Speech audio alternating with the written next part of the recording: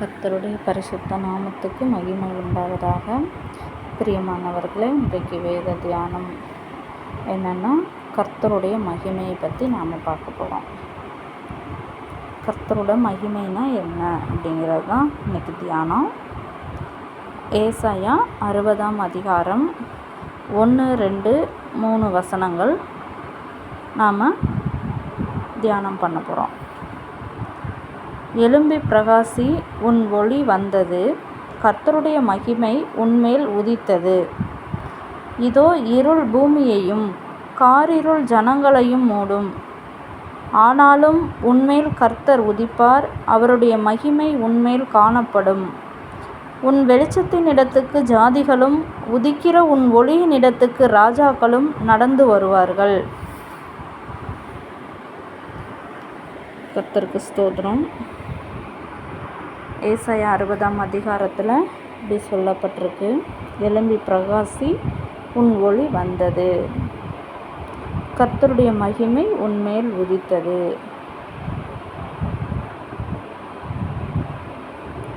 கர்த்தருடைய மகிமை உன்மேல் உதித்தது அப்படின்னு சொல்லப்பட்டிருக்கு. கர்த்தருடைய மகிமைனா என்ன அப்படிங்கிறது நமக்கு தெரியணும்.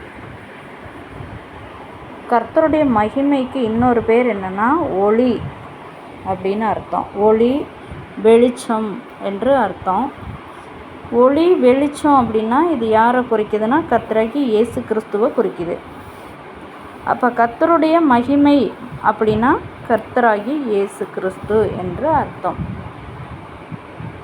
நானே வழியும் சத்தியமும் ஜீவனுமாக இருக்கிறேன் அப்படின்னு சொல்லியிருக்காரு.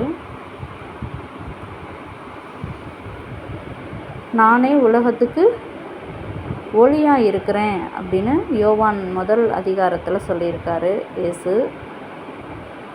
அப்போ ஒளி, வெளிச்சம் கர்த்தராகி இயேசு கிறிஸ்து தான். அந்த வெளிச்சம், ஒளிக்கு பேர் தான் மகிமை என்று பெயர்.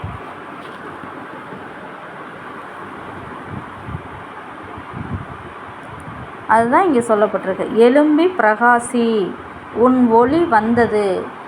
ஒளி வந்தது அப்படின்னா உங்களுக்குள்ளே இருக்கிற ஒளியானது வந்தது, வெளிப்பட்டுடுச்சு. அதாவது நமக்குள்ளே இருக்கிற ஒளி யார் அப்படின்னா கர்த்தராகிய இயேசு கிறிஸ்து தான். கர்த்தராகிய இயேசு கிறிஸ்து தான் நமக்குள்ளே இருக்கக்கூடிய ஒளி. அந்த ஒளியானது, வெளிச்சமானது நமக்குள்ளே வெளிப்பட்டு விட்டது.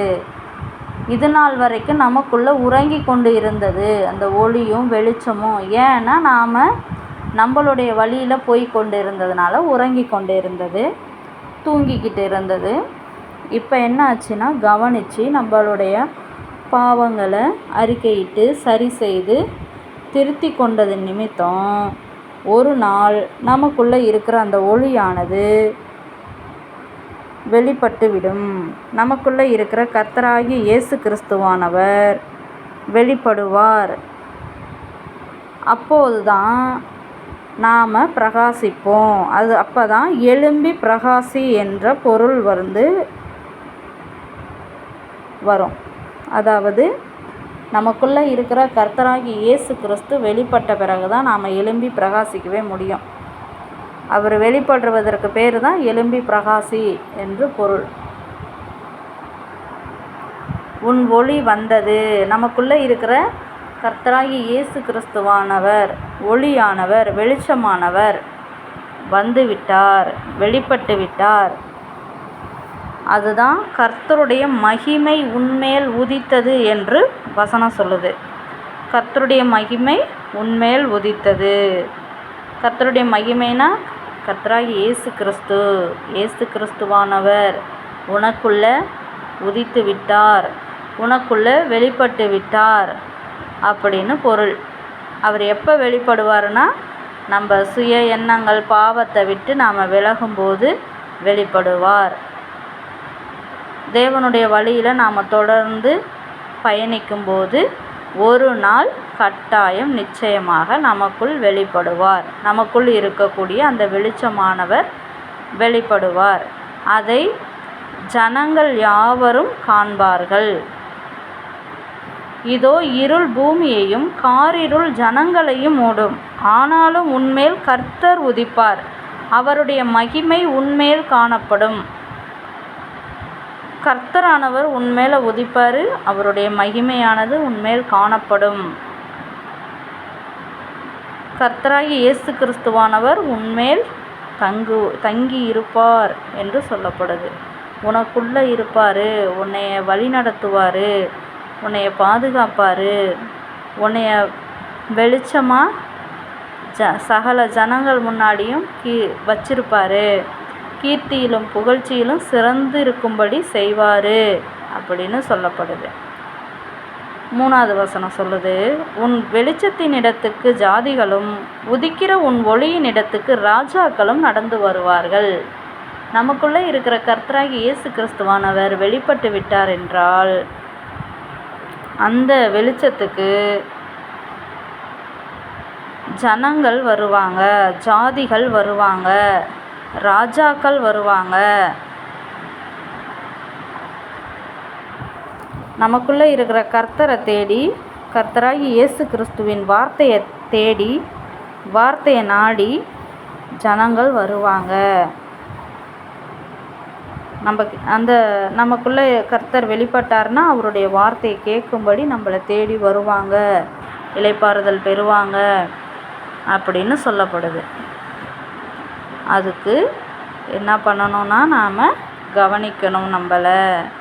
நம்ம மனதை எண்ணங்களை கவனித்து கர்த்தருடைய வழியில் நடந்தோம்னா, பாவ வழியை விட்டு விலகி தொடர்ந்து கர்த்தருடைய வழியிலே நடந்தோம்னா ஒரு நாள் நமக்குள்ளே இருக்கக்கூடிய வெளிச்சமானவர், ஒளியானவர் உதிப்பார், மகிமையானவர் உதிப்பார்.